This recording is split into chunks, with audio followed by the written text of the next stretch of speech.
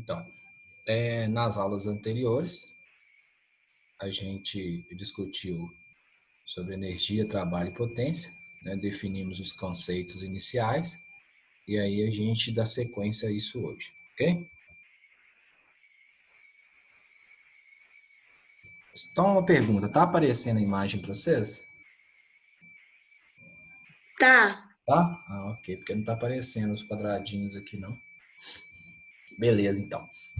Então, a gente discutiu, né, que o conceito de energia é um conceito intuitivo, né, qual que é a ideia de intuição, que depende de um ponto de vista, cada um tem uma noção do que vem a ser, e a gente não pode julgar como certo ou errado, né? Vimos que o trabalho é a resultante de uma força que provoca no corpo um deslocamento, né, e que energia nada mais é do que uma forma de realizar trabalho, e discutimos também o conceito de potência de uma forma menos abrangente, no caso, né, que é a rapidez com que um trabalho é realizado, e a gente vai discutir um pouquinho mais adiante. Vimos as condições do trabalho, né, o trabalho pode acontecer através de uma força, essa força acontecendo paralela ao deslocamento, né, o cosseno do ângulo aqui não vai interferir em nada, mas a gente também pode ter situações onde a força não vai ser paralela, então entre a força e o deslocamento vai formar um ângulo, por isso que a expressão ficou trabalho é força vezes deslocamento vezes cosseno do ângulo. Porque cosseno a gente já discutiu, né, que é o cateto adjacente e não o cateto oposto. Unidade de medida de trabalho, assim como de energia, é dada em joule. Vimos as três condições onde o trabalho pode ser nulo, se não aplicar força, se o deslocamento for zero, ou se o ângulo for um ângulo zero, né? O cosseno do ângulo é zero, na verdade. O trabalho da força-peso, mais adiante nós vimos que é a própria energia potencial gravitacional, que vai depender diretamente da altura. O trabalho da força de atrito, nós vimos que ele é negativo por um único e simples motivo, que o trabalho da força de atrito é negativo, pelo simples fato de atrito ser uma força contrária à tendência do movimento. Então, se eu aplico, se o meu deslocamento ele é horizontal para frente, o meu atrito é horizontal para trás. Vai dar um ângulo de 180 graus e o cosseno de 180 é menos 1. Então, o trabalho realizado pela força de atrito é negativo.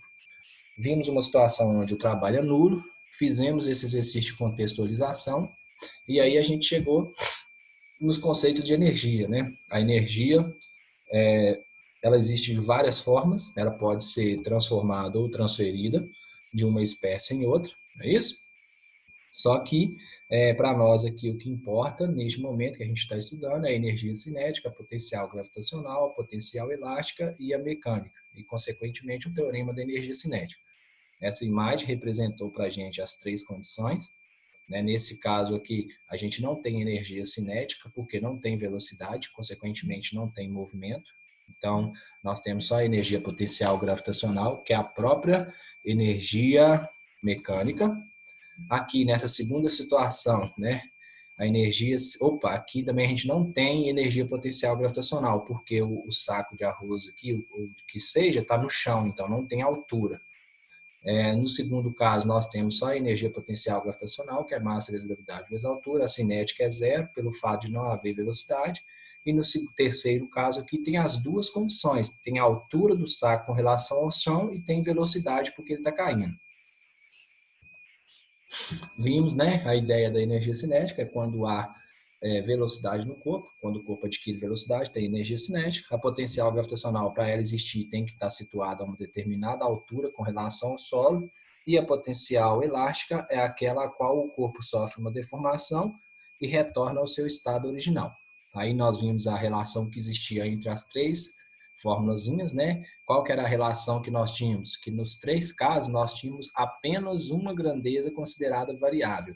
Por exemplo, se o corpo está parado ou se o corpo está em repouso, a massa dele não vai aumentar nem diminuir. O 2 é uma constante, então a massa é constante, o 2 é constante, na energia cinética apenas a velocidade varia. Na energia potencial gravitacional, se um bloco está sendo atirado para cima ou se um bloco está sendo atirado para baixo ou abandonado, né, desde que não haja deformação, a massa dele vai permanecer a mesma.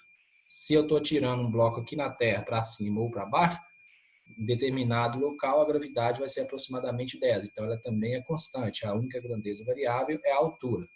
E a energia potencial elástica, né, o 2 já é uma constante, é um número, o x é a deformação e o K é uma constante elástica da mola. Então, o K é constante, como o próprio nome já fala, e o x ele é a deformação, é o que aumentou ou o que diminuiu. Vai depender se a nossa mola, né, nosso elástico em questão, ele vai ser estendido ou comprimido, ok? Vimos também que essa constante elástica, ela varia de material para material. Por exemplo, a constante elástica de uma goma de estilingue, bodoque, é totalmente diferente da constante elástica do amortecedor de caminhão. Mas, para o amortecedor de caminhão, a constante elástica é um valor, para a goma lá de estilingue é outro valor. E vimos também que a energia mecânica é aquela que tem a capacidade de ser conservada. Isto é, independente de qual ponto em uma mesma trajetória, a energia cinética pode vir a variar, a energia potencial, seja ela gravitacional ou elástica, pode variar. No entanto, a energia mecânica, em qualquer ponto de uma mesma trajetória, vai ter sempre o mesmo valor. Por exemplo, no ponto 1, se a energia mecânica for 10, no ponto 2 ela é 10, no ponto 3 ela é 10. A cinética, e nesse caso aqui a gravitacional, elas podem variar dependendo do como está acontecendo o movimento, se ele está sendo atirado para cima ou se ele está sendo abandonado. O teorema da energia cinética é quando há uma correlação de energia e trabalho, né? Fizemos esse exercíciozinho aqui, né, de contextualização, que ela simplesmente pedia para calcular o trabalho realizado pela força através do teorema da energia cinética. Fizemos esse segundo aqui, que é onde a gente identificou que o trabalho da força F é igual ao trabalho provocado pelo teorema da energia cinética, que é quando ocorre variação de energia cinética. E aí ficou esse outro exercício para a gente estar fazendo. Ok?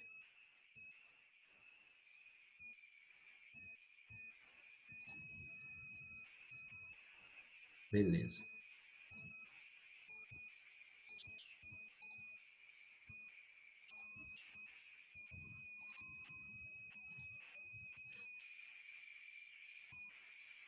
Vocês estão conseguindo ver isso aqui? Oi? Oi? Gente? Oi? Ixi. Sim. Ok. Vamos lá. Ó, esse exercício aqui ficou para a gente estar fazendo. É um exercício bem simples, tá? Não vai requerer muito da gente um esforço muito grande, ok? É um exercício tranquilo, simples, simples, simples mesmo. Que ele vai falar o seguinte, ó. Por que tá sumindo a telinha, hein?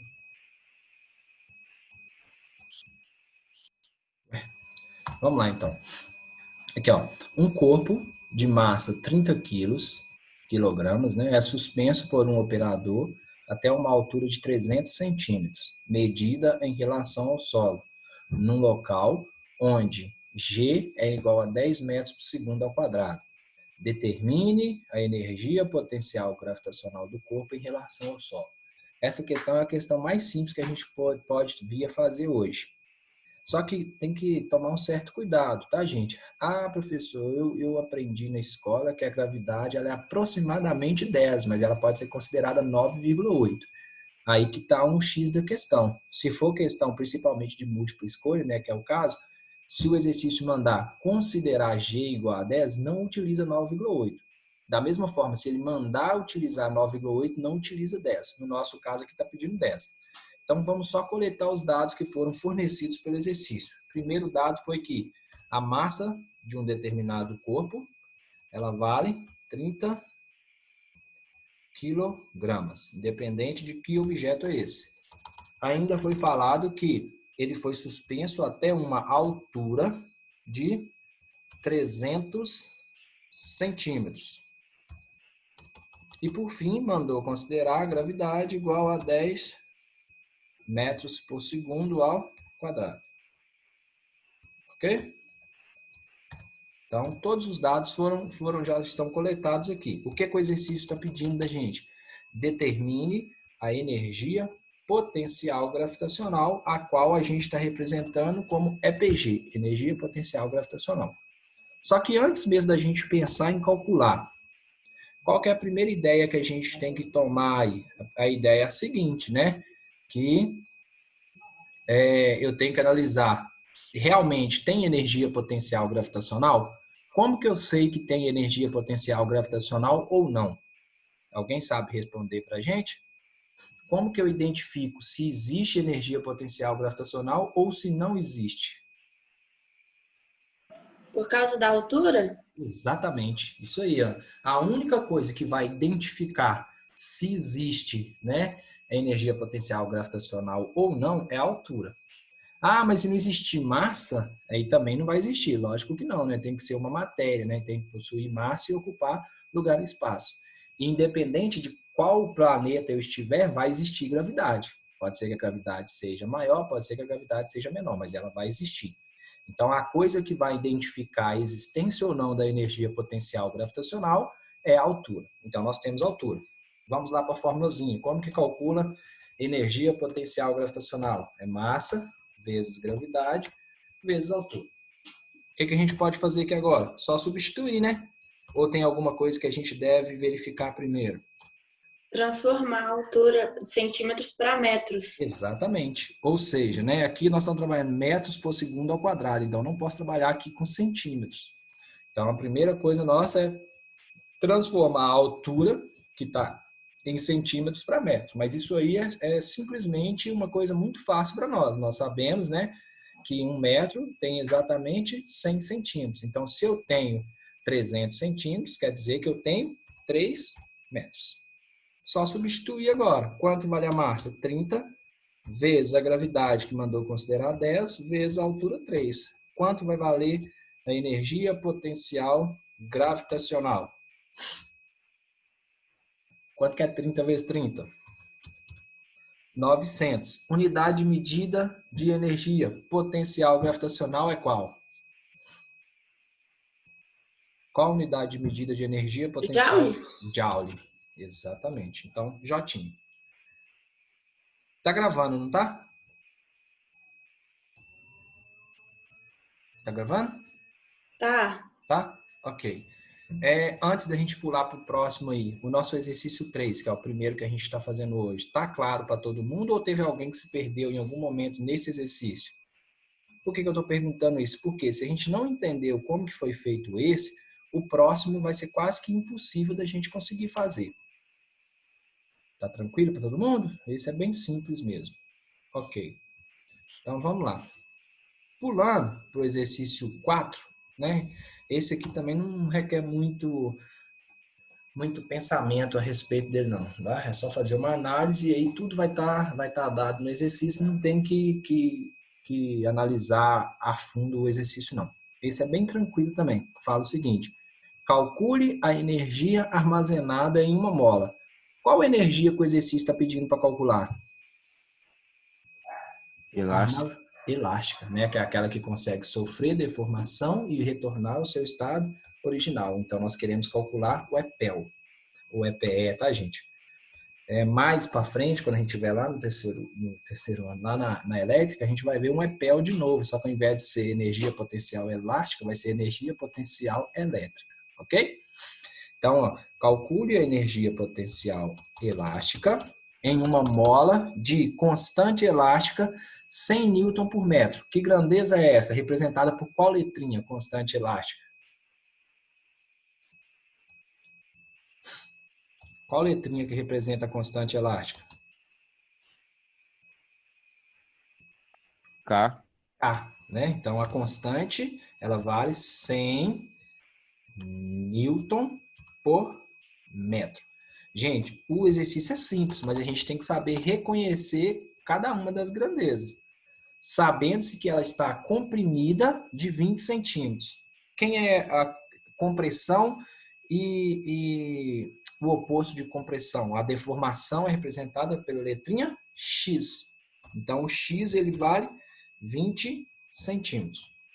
Julgando pela forma de energia potencial elástica, nós sabemos que EPEL é igual a K vezes X elevado a 2 ao quadrado dividido por 2. Ok?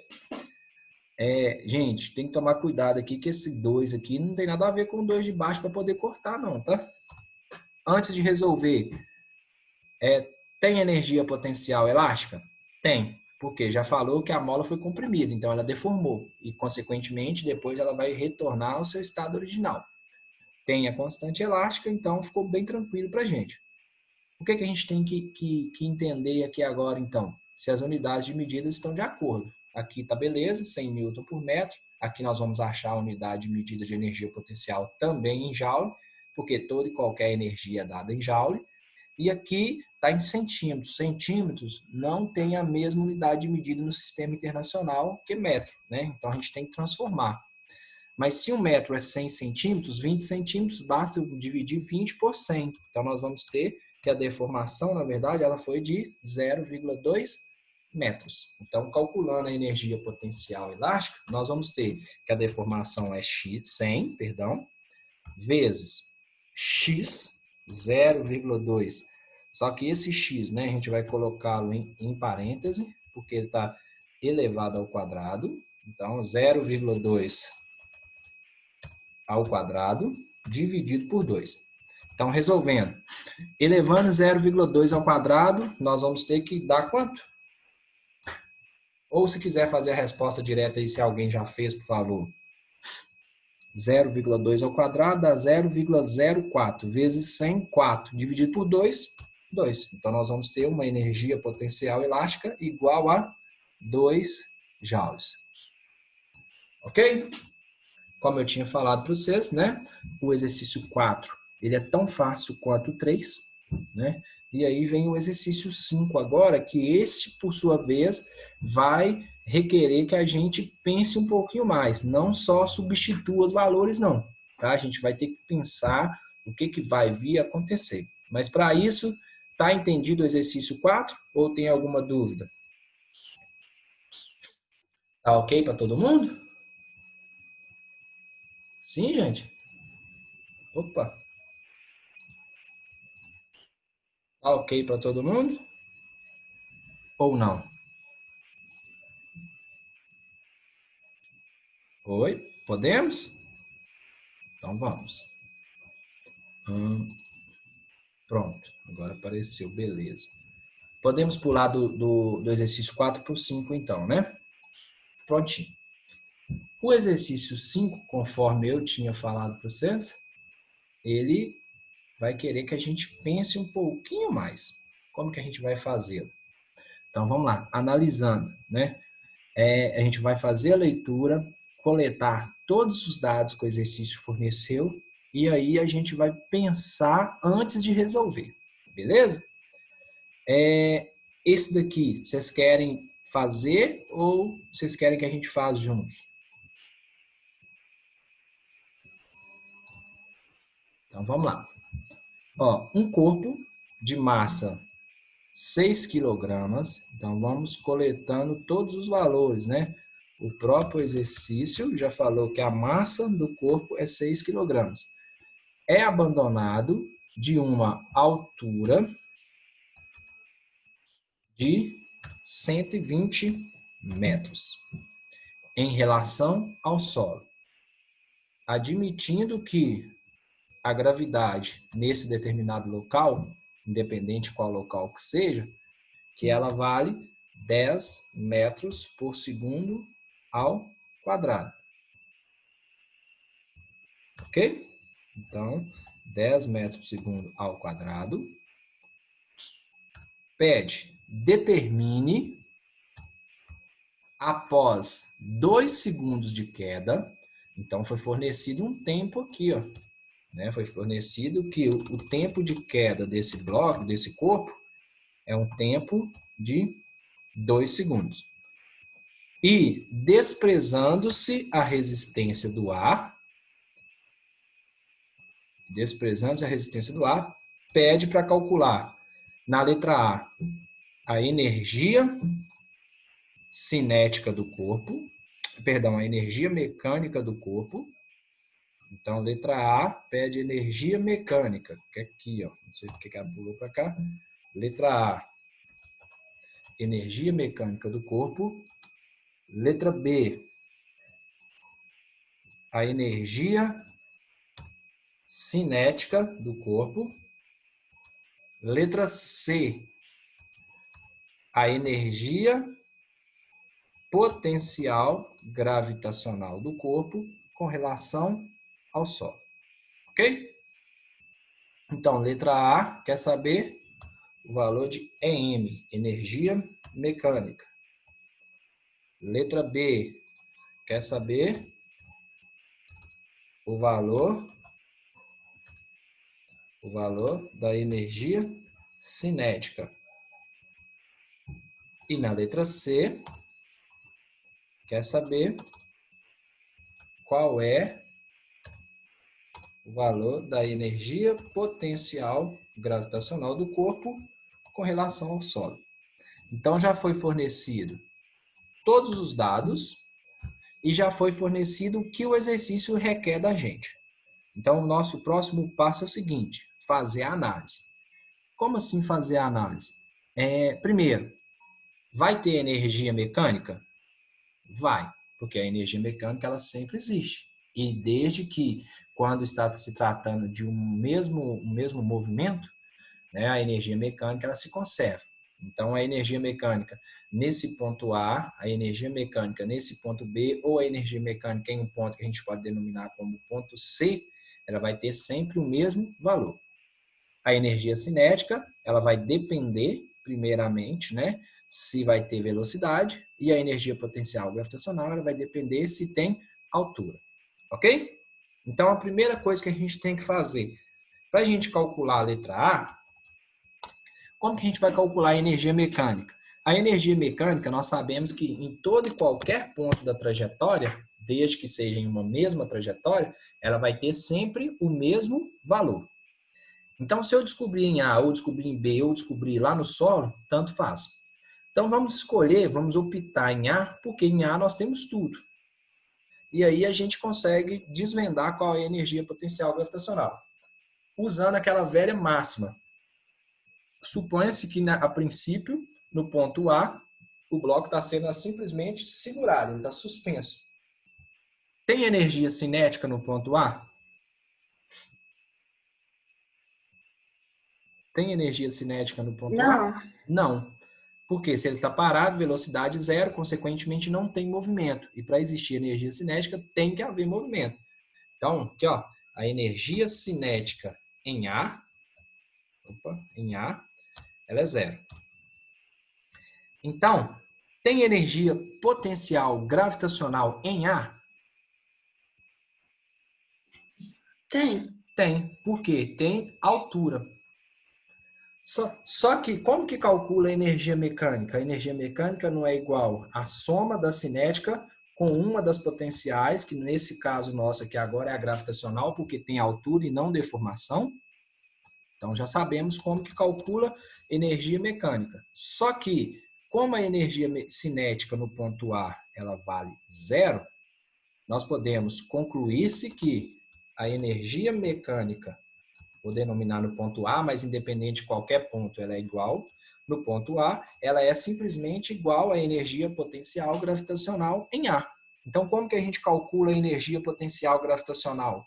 É massa vezes gravidade vezes altura. Daí a gente já pode resolver, né? Quem vai ser a energia mecânica em A? A própria energia potencial gravitacional em A. Então, a gente vai resolver como sendo que a energia mecânica ela vai ser igual. Se ela é igual à energia potencial gravitacional, então ela é igual a massa vezes gravidade vezes altura. Quanto que é a massa do bloco? 6 quilos. Vezes, quanto é a gravidade? 10 metros por segundo ao quadrado. Quanto é a altura? 120 metros. Então, a gente pode concluir, né, que a energia mecânica, vou colocar até assim, ó, em ponto A é igual a energia mecânica no ponto B, que é igual, a energia mecânica em B, que é igual a energia mecânica em C. Isto é, em qualquer ponto da trajetória, a energia mecânica tem o mesmo valor. Quanto que vai valer, então? 6, 10, 1.200, 1.200 vezes 6, dá quanto? 1.200 vezes 6? Alguém? Alguém faz pra gente ir? 1.200 vezes 6.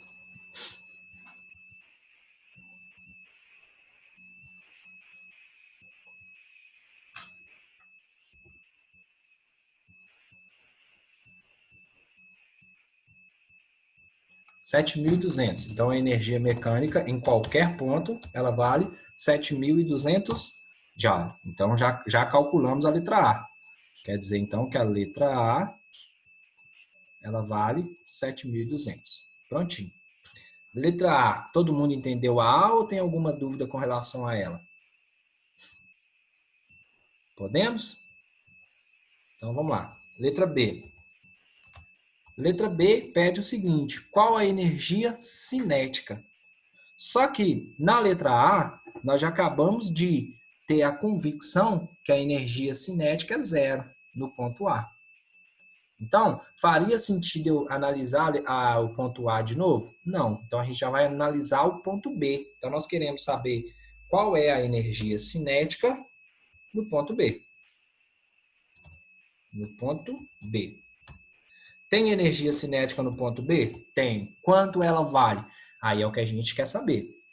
Como que calcula energia cinética independente em qual ponto que é? No caso nosso B. É massa vezes velocidade ao quadrado dividido por 2.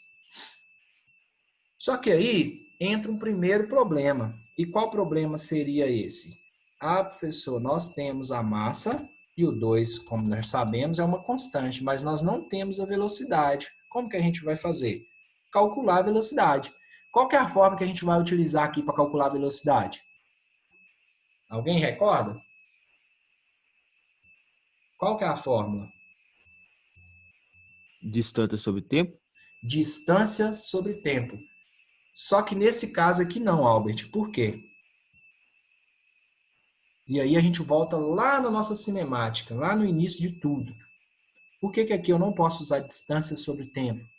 Porque essa fórmula aí de velocidade é igual a variação da posição pelo intervalo de tempo, é uma fórmula que se aplica no movimento retilíneo uniforme. Só que aqui nós estamos tratando de queda livre, ou seja, um movimento vertical. Quando o movimento é vertical, qual que é a garantia que nós temos? Que a gravidade, independente de qual ponto da trajetória, ela vai ser constante. E aí nós chegamos num outro movimento, e não mais o movimento retilíneo uniforme, e sim o movimento retilíneo uniformemente variado, que fala o quê? Que a velocidade varia de acordo com o tempo, só que a aceleração ela permanece constante. No caso aqui, nós estamos trabalhando com aceleração gravitacional. Então, qual forma que a gente utilizaria? Seria VF, né, velocidade final, é igual V0 mais A, no caso aqui é G, né, vezes T. E daí a gente descobre quem é a velocidade. Como está sofrendo queda livre, então do ponto A até o ponto B, no ponto A ela estava parada, então a velocidade inicial é zero. Então a velocidade vai ser zero, mais a gravidade, que é 10, vezes o tempo, que é 2. Então nós vamos descobrir que a velocidade, nesse caso aqui, para ela sair do ponto A e chegar até o ponto B, ela vai valer 0 mais 20, 20 metros por segundo. Tem alguém que não entendeu o porquê que a velocidade é 20 e não por que a gente poderia... Por quê? Qual que é a ideia que a gente pensaria em fazer, né? A gente pensaria em fazer 120 dividido por 2. E isso não estaria correto. Se a gente fosse analisar a ideia que o Albert tinha dado. Por que a gente não poderia fazer isso? Porque para fazer isso a velocidade tinha que ser constante. E é sabido por nós que, à medida com que o corpo vai caindo, a tendência natural é que a sua altura vai diminuindo, mas em contrapartida, a sua velocidade vai aumentando. Ok? Então, a gente vai lá e desenvolve agora usando essa formulazinha aqui de cima, aqui, ó, de energia cinética no ponto B. Então, a energia cinética no ponto B, né, ela vai ser igual à massa. A massa aumentou ou diminuiu no momento que o bloco caiu? Aumentou ou diminuiu? Não, né? A massa é uma constante. Vezes a velocidade que a gente acabou de achar, né? 20, só que é um 20 ao quadrado, dividido por 2. Então, nós vamos ter que a energia cinética no ponto B ela vai ser igual a quanto? Quem pode fazer isso aí para a gente de uma vez? 20 ao quadrado... 1.200.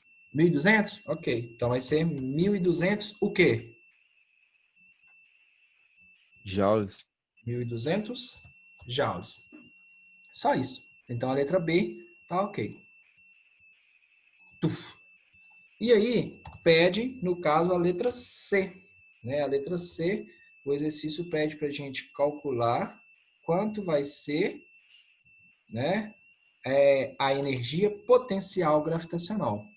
E aí, pela primeira fórmula que a gente usou aqui em cima, energia mecânica, ela se conserva. Então, quer dizer que em qualquer ponto da trajetória, seja ponto A, ponto B ou ponto C, a energia mecânica tem o mesmo valor. Então, o que o exercício quer saber?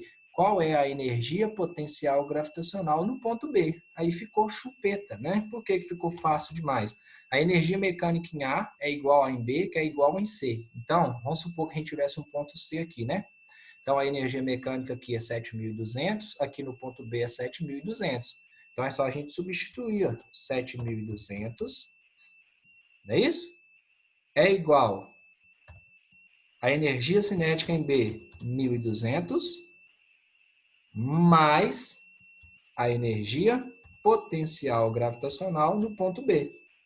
Então, essa energia potencial gravitacional no ponto B, ela vai ser igual, esse 1.200 está mais, passa para o outro lado da igualdade, menos 7.200 menos 1.200. Então, a gente vai obter uma energia potencial gravitacional no ponto B igual a 6.000 joules.